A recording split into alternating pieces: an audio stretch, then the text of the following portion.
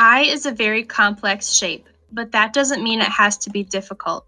We're going to start by breaking it down into some simple lines and shapes. On the human skull, there are two large holes called the eye sockets. That's just the space that your eyeball has to move around in. So that is why there is a large circle in step 1 to draw. The circle represents the size and shape of the eye socket, which helps us create two eyes that will be about the same size and about the same width as an eye would be on the face map. So make sure that you have the eye directly in the middle of the circle. And after you have a line there, you can draw the two curved lines, one on top and one on bottom for the shape of the eye. And then you can add a little bit of a oval shape on the inside corner of the eye. That's where the tear duct would be. Don't forget to draw a curved line over the eye for the eyelid. And then the last 3 circles will be inside the eyelid. So one is going to be the outside of the iris. There's going to be the middle circle, so the pupil. And then the last circle is going to be a reflection of light. Because your eyes are shiny and glossy, they're going to reflect light from the outside. Step 2 is adding shadow and dimension to the eye to make it look more realistic. So all eyes in the middle, in the pupil, they're colored in black because it's a hole that goes through your eye that lets you see things.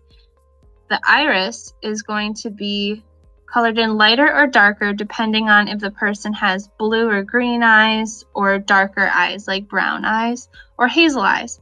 So I'm making a starburst shape or kind of like a daisy shape to make it look a little bit more realistic to how eyes look in real life. We will worry about step 3 on a later date. Now I'm going to show you how to make a pair of eyes. So I just showed you how to draw one eye, but most people have 2 eyes, so we should learn how to draw 2 eyeballs that are about the same size. So I'm starting with 2 similar size circles, and those are the eye socket circles, remember, to help us put the eyeballs in the middle and to keep them about the same width. When I was about in 5th grade, I was really struggling to learn how to draw 2 eyes that were about the same size because one eye would always look really good and the other one would not look so good. So after you have the 2 football shapes or those 2 curved line eyeballs in the middle of your circles, you don't really need those circles anymore. You can get rid of those. Don't forget to add the eyelids above the eye.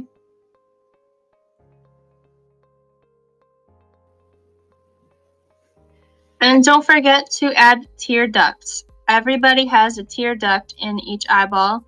That is what provides moisture to the eyes and also what allows you to cry. So don't forget, everybody has emotions and everybody has a tear duct in their eyes. So don't forget to draw that little extra shape on the inside corner of the eyes. When I start drawing eyes, I start with the outside circle of the eyeball, so the iris. Then I draw the pupil. And then after that, don't forget to draw the highlight. So your eyeballs are shiny and glossy because you have tear ducts that moisturize your eyeballs. And your shiny eyes will reflect the light from the sun or from lamps or light bulbs in your room. So after I color in the pupil of the eye, I'm going to make some daisy shapes or starburst shapes to color in the iris. So like I said before, if you color it in light, that kind of shows somebody with light colored eyes. And if you color it in more dark or more heavy, that shows someone with brown eyes or darker colored eyes like hazel.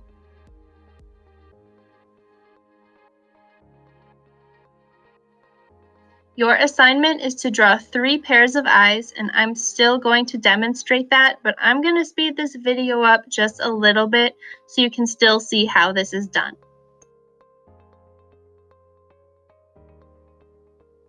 Make sure you're drawing the iris large enough so that it touches the top lid and the bottom lid of the eye. If you draw it too small, you're going to have someone looking crazy. And unless you are trying to make a character look crazy, that's what's going to happen. So make sure that the iris touches the top and the bottom of the eyelid.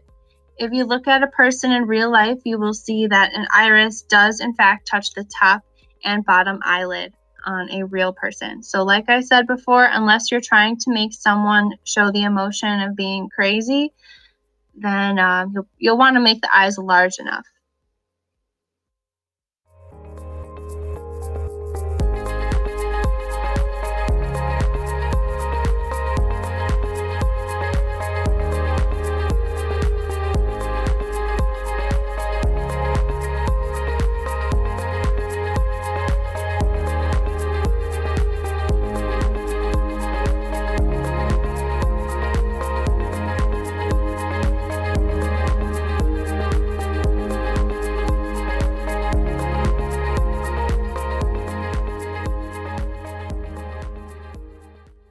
The final detail we'll talk about are eyelashes. So some people tend to make eyelashes like this shape, and that looks a lot like false eyelashes. So if you're drawing somebody with false eyelashes, you can exaggerate it to make it look like falsies. Otherwise, normal and natural eyelashes are kind of more of a curved shape that goes over the eyelid.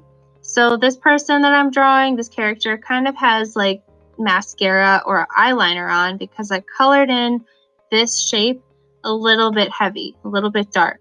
So make a shape that looks like this and then kind of color it in.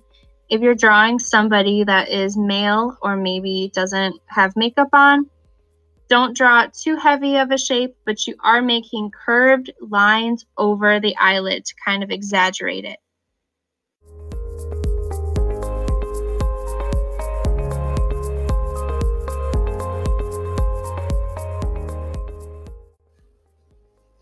The nose is another complex shape, and we're going to simplify it by drawing 3 circles, kind of smush them together, and then draw some lines to help exaggerate the bridge of the nose. Our first step is to draw 3 circles, so 2 smaller circles on the outside and 1 larger circle in the middle. We're going to make the line for the tip of the nose, and it kind of extends to the outside part of the nostrils.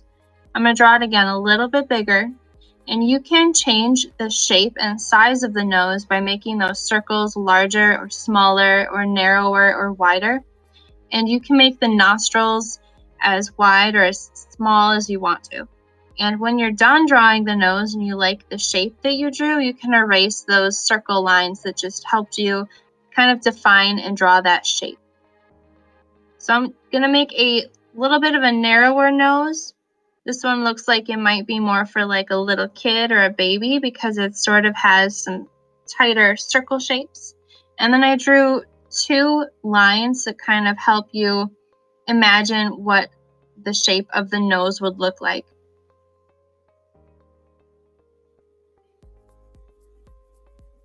And you can extend those lines to make the nose look a little bit more defined. And now I'm adding some shadows. For your assignment, I would like you to draw 3 noses. And start with 3 circles. They should be overlapping. These are not overlapping. They're touching, but they're not overlapping. So overlap means there's a space in between all the circles you drew. And when you make the nose shapes, you'll start by tracing the bottom of the middle circle and drawing a couple of hook shapes in the outer circles. And you can outline the outer circles too to help you make that nostril shape.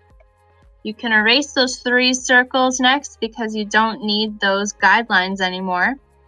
And next, I'm going to add a lot of shadows. The shadows on the nose really help define it and help you understand what the shape of the nose looks like. So that's why noses are kind of difficult to draw. They require you to add shadows so that you can see the dimension of it. There's no easy shape for drawing a nose, so that is why it's a little bit difficult, but we can learn how to draw them together. So you can make noses of different shapes, different sizes, kind of play around with it. If you make smaller circles, you'll make a smaller nose. Bigger circles, you'll probably make a bigger nose. And you can draw lines that show the bridge of the nose or some shapes of the nose.